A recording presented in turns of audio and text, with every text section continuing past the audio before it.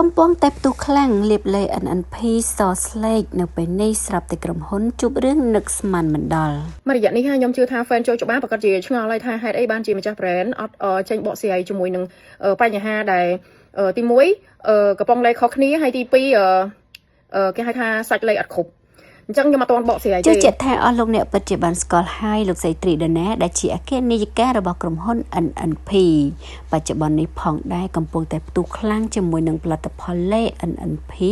លេបឲ្យស្បែកសជាពិសេសគឺកំពុងតែផ្ទុះការចាប់អារម្មណ៍ខ្លាំងដោយសារតែលោកស្រីបានដាក់រង្វាន់ជាច្រើនជាមួយនឹងការប្រើប្រាស់លេសម្រាប់អ្នកដែលបានលេបហើយធ្វើឲ្យស្បែកសស្អាតក្នុងនោះក៏ធ្លាប់មានអ្នកទទួលបានរង្វាន់ដូចជា$1000 $2000ហើយក៏មានអ្នកបានដល់$10000ផងដែរជាពិសេសថ្មីនេះទៅតែប្រកួតជាមួយនឹងអ្នកដែលបានលេបលេ NNP សខ្លាំងជាងគេបាន$10000ដោយសារតែផលិតផលល្អខ្លាំងគូផ្សំជាមួយនឹងការផ្ដល់រង្វាន់ជាប្រាក់លើកទឹកចិត្តផងនោះឃើញថាលេ NNP ក៏កំពុងតែទទួលបានការគាំទ្រ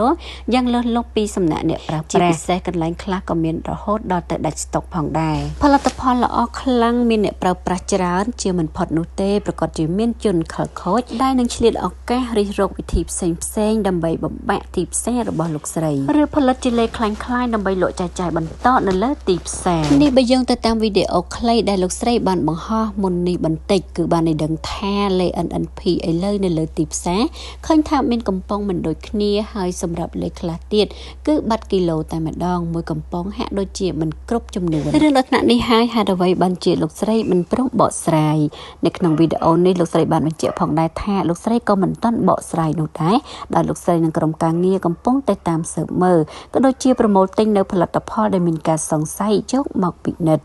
ជាពិសេសលោកស្រីក៏បានផ្ដាំផ្ញើទៅដល់អតិថិជនទាំងអស់ផងដែរសូមរកទិញនៅតាមតំណែងចែកចាយធំពិតប្រាកដរបស់លោកស្រីដើម្បីជៀសវាងនៅផលិតផលខ្លាំងៗនេះខ្ញុំជឿថា fan ចូលច្បាស់ប្រកាសជាឆ្ងល់ហើយថាហេតុអីបានជាម្ចាស់ brand អត់ចេញបកស្រាយជាមួយនឹង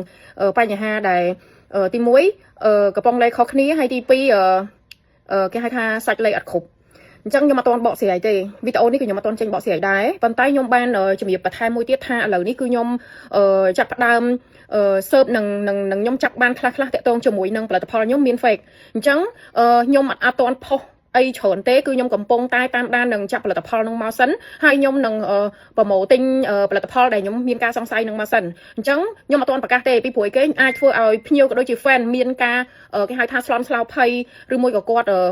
ពិបាកនៅក្នុងការសម្រេចចិត្តនៅក្នុងការទិញប៉ុន្តែឥឡូវនេះគឺមានសាច់លេដែរ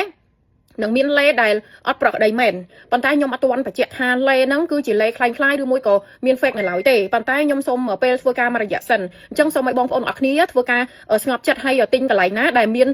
គេហៅថាទំនុកចិត្តច្បាស់លាស់ដែលទិញពីក្រុមហ៊ុនអញ្ចឹងណាចាអញ្ចឹងខ្ញុំគ្រាន់តែផ្ញើសារទៅប៉ុណ្្នឹងទេដោយសារអីគេឥឡូវនេះមានជនគេហៅថាជនអាកាសនិយមមួយចំនួនណាចាគឺគាត់ឆ្លៀតឱកាសនៅពេលដែល brand ចាប់ដើមផលិតផលចាប់ដើមឡើងផ្ទុះឡើងអញ្ចឹងទៅចាអូខេឥឡូវនេះខ្ញុំអាចជូនទៅនឹងបានប៉ុណ្ណឹងបងប្អូននៅពេលដែលបងប្អូនទិញលេចូលច្បាស់ក៏ដូចជា brand ចូលច្បាស់ NNP អីហ្នឹងចាអញ្ចឹងបងប្អូនចាសូមទិញនៅកន្លែងណាដែលជាកន្លែងចាដែលគេទិញពីខាងក្រុមហ៊ុនពិតប្រាកដចាអញ្ចឹងខ្ញុំជំរាបបានប៉ុណ្ណឹងហើយព័ត៌មានបន្តទៀតខ្ញុំនឹងជំរាបជូនបន្តទៀតណាចាអរគុណ